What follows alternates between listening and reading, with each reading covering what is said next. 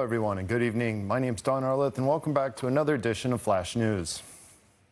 There's a glimmer of hope in the fight against the coronavirus pandemic. The Polish government met with representatives of the COVID-19 vaccine manufacturer Pfizer to discuss the local distribution process. The European Union will distribute the vaccine to member states. Here's more. The government has prepared the logistics for the distribution of the vaccine. The vaccine will be distributed first to the most vulnerable, the senior citizens, but also to those in the front line of the fight against COVID-19, that is doctors and uniformed services. As soon as the European Agency for the Registration of Medicines approved the vaccine, we'll be ready to start vaccination immediately. Once those who are most at risk from the coronavirus have been vaccinated, the vaccine will go to other Poles. The Ministry of Health ensures that ultimately there will be enough vaccine for everyone. In addition to the vaccine, there are many convalescents, so that we are acquiring biological immunity. So I think that not so many of those vaccines will be needed. However, as far as I know today, after talks with these companies, there will be really enough vaccines for every Pole to get them. According to experts, the vaccine which is to be delivered to Poland has an efficacy of around 90%. The number of new coronavirus cases in Poland seems to be slowing down. However, the latest figures from the Ministry of Health indicate that there are over 24,000 new cases in the last 24 hours. This is still a lot, but fortunately not enough to require another lockdown, at least for the time being. Last week, the number of infections fluctuated. If it had been increasing steadily, even more stringent restrictions would have to be imposed. However, the worst-case scenario has not materialized and a national quarantine will not be required. We have halted the upsurge of new infections, and that is a very good news, because we reckoned with new patients admitted to Polish hospitals at a rate at which we might run out of beds. It is crucial to focus on the treatment of COVID patients. Doctors have called upon the COVID convalescents to report to blood donation centers and donate plasma that alleviates the disease. The Polish army has already been involved in plasma donation. I'm not the only one. I know that the plasma campaign will continue. More and more soldiers are looking forward to donate, of course after they recovered, and I believe in honorary blood donation all the same. At the moment, the operation troops have donated over 5,000 liters of blood. In order to maintain the downward trend of the disease, we must all continue to remember the principle: distance, disinfection, mask. Despite best efforts, the epidemic situation is deteriorating in many European countries, with a record number of new infections in Germany and the United Kingdom. The governments of European countries are discouraging people from traveling for vacation. In the UK, the new absolute daily record of infections was broken with 10,000 infected persons per day, which means that 33,500 people are infected daily with the coronavirus. Another record level of coronavirus infections in Germany, with over 23,000 cases, was recorded in the past 24 hours. The worst situation is in Bavaria. The local authorities have warned that the lockdown cannot be reasonably expected to relax before Christmas. France has extended the lockdown by at least 2 weeks. The pressure on our health system is enormous. Every 30 seconds, a new patient is admitted to a hospital with a coronavirus. Russia has introduced new restrictions as well. Restaurants, clubs and discos will be closed at night in Moscow and St. Petersburg for the next 2 months. In Naples, the situation has gotten out of hand. In front of the Cotunno hospital, patients were treated in queued cars at the entrance. We work all the time, no longer looking at the roster. We never send back any patients in this hospital. The epidemic situation is improving in the Czech Republic, though, where the number of new infections has dropped to 8,000 per day. Negotiations on the EU budget for the coming years continue. The German presidency, with the support of the European Parliament, is pushing for a new mechanism whereby the disbursement of EU funds would be tied to the rule of law in member states. Hungary and Poland, among others, do not agree with the mechanism, and they may reject the new EU budget. The Polish government has threatened to reject the community budget for the coming years if disbursements of funds will be made dependent on how the EU officials assess the rule of law in the country.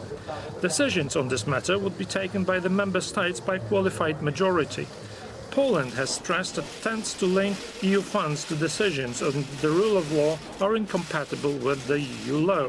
The Hungarian Prime Minister Viktor Orbán has also threatened to veto the EU budget and the Reconstruction Fund. If the mechanism endorsed by the European Parliament and the German presidency is indeed adopted, then the European Union will become the Soviet Union.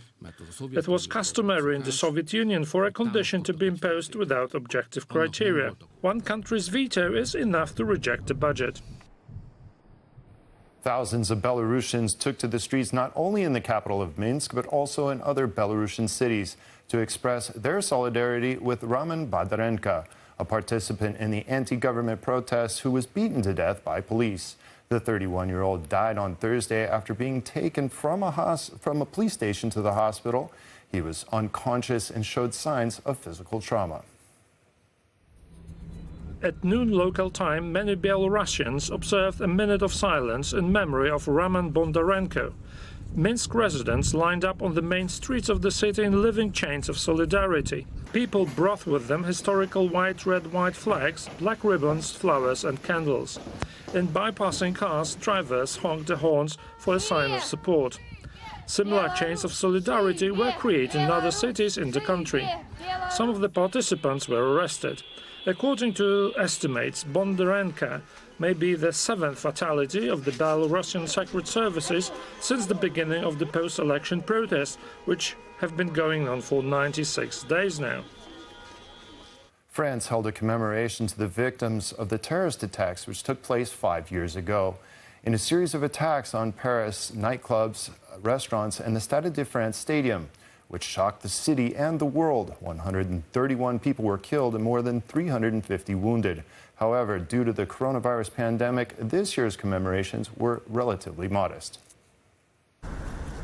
The celebrations with the French Prime Minister began at the Stade de France, where suicide blasts took place during a football match attended by the then-President François Hollande. A wreath was laid under the Bataclan Music Club, where the most bloody attack took place. In the evening, the Eiffel Tower went out and lit up again in tribute to the victims. The Latin motto of the city, Fluctuat nec mergitur, torn by waves but not sinking, was displayed on its structure.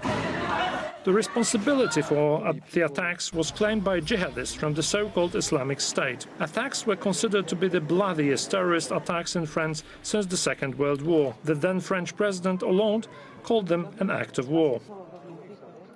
She is the first humanoid actress. A female robot endowed with artificial intelligence was given a role in a Hollywood production.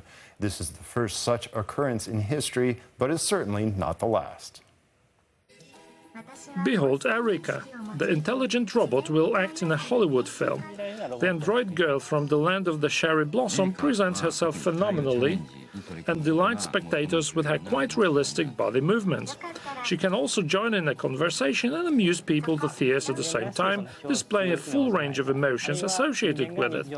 A few months ago, Erika won a cast in a science fiction production worth $70 million.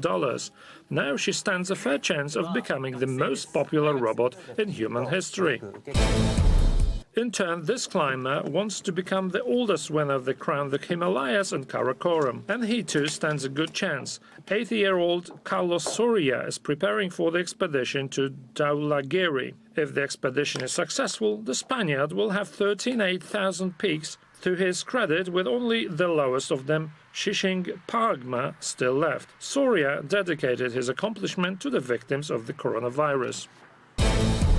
And since we're talking about the coronavirus, the owner of this restaurant in Italy is looking for a solution to a different coronavirus problem. His restaurant is located exactly on the border between Tuscany and Emilia-Romagna. There are two separate rules for pandemic-related restrictions in both regions. The coffee machine stands on the Tuscan side, where serving coffee is allowed, but the checkout is in the part where the restrictions are stricter, so you cannot pay for the coffee you just had. To serve or not to serve, the owner is racking his brains, and so are the gourmets. Even with so many brains racking, the puzzle remains unsolved. How about these two residents of the Brazilian Sao Paulo who found a way to travel quickly, efficiently and above all originally in a crowded city? They built electric scooters in the shape of brooms. The association with the stories of Harry Potter is most appropriate. The gentlemen frankly state that the brooms from Hogwarts were the inspiration, only that these Brazilian brooms have a real and not a fairy tale use. Although you cannot fly on them, you can definitely whiz past traffic jams. And speaking of transport, the UK Department of Transport has approved a road tunnel project near the famous Stonehenge in southern England. The system has been designed to protect this unique stone circle from at least 5,000 years ago from degradation. The tunnel will also restore an ancient landscape. However, many archaeologists and local residents protest against this project. In their opinion, a construction near Stonehenge may destroy its archaeological surroundings. Finally, let us hop to Ashgabat, the capital of Turkmenistan, where a monument to the Alabai dog has been unveiled. The unveiling was an extremely solemn affair in the presence of the president, who is otherwise considered a leader of one of the most totalitarian regimes in the world. During the celebration, the traffic in the city was stopped, where a monument covered with the genuine gold was erected. Equally genuine was the awe of the participants and especially of the leader, Gurbanguly Berdi Muhamedov, as the Alabai is his favorite dog race. Whoever would have thought that a totalitarian dictator would need a golden alibi? Well, there you have it. And that's all the time we have for tonight. Please come back and join us again tomorrow. Until then, have a wonderful evening. Good night.